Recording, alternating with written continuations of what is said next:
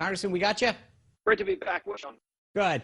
Hey, so you heard the president there making it very clear that we've got to focus on election reform.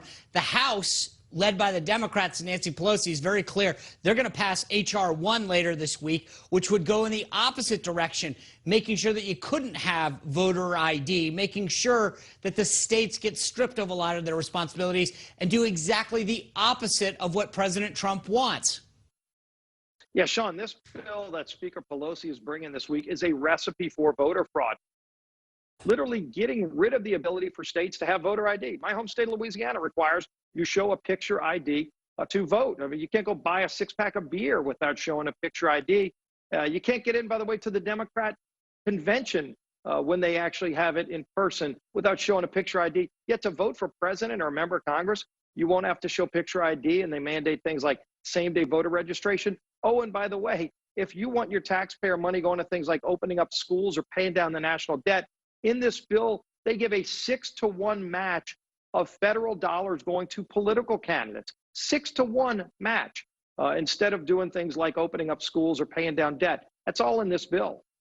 I want to talk to you about the COVID bill. After our show on Friday at 2 a.m., the House, you guys passed this $2 trillion stimulus bill with zero Republican report. We just talked to Senator Rand Paul. Do you think that has any hopes of passing in the Senate? Do Republican senators, can they make any change? Well, if they could just get one Democrat to vote against it in the Senate, then it fails. I whipped against that bill, and we were able to get all of our members to vote no. And in fact, 2 Democrats voted no in the House. So there was bipartisan opposition. That giveaway bill, $350 billion to bail out failed states.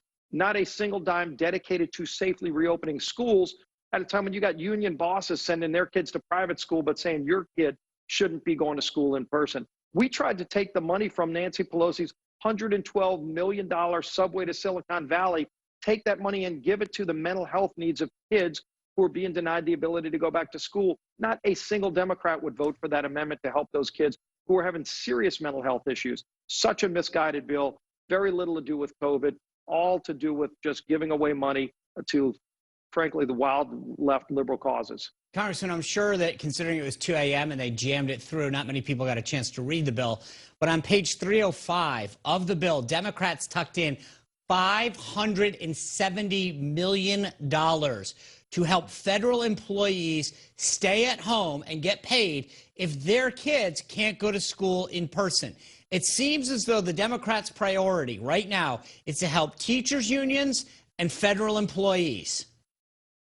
Yeah, and Sean, at the expense of the hardworking families who pay the bills. Yeah. The people that are paying for these programs and for this money that's being given away, very little of this goes to them. And I think it's not lost on people that it was done at 2 in the morning. If this was a bill you were proud of, wouldn't you have brought it by, in the middle of the day at noon? You could have everybody watch it and see how great it's going to be.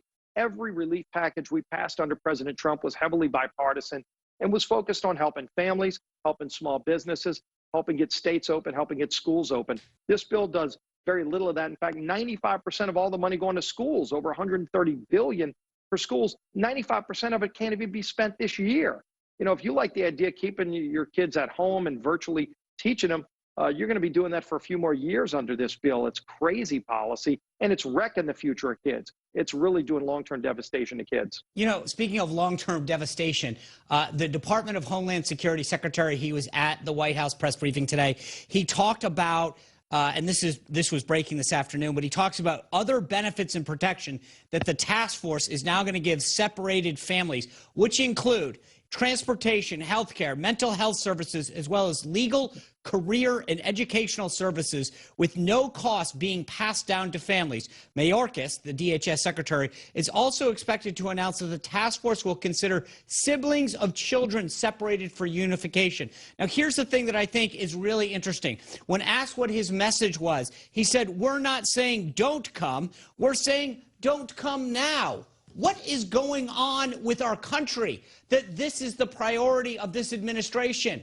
It's, hey, come on to America. We'll give you whatever you want. You get transportation, career guidance. It's crazy. It's such an upside down, mixed message of priorities by the Biden administration.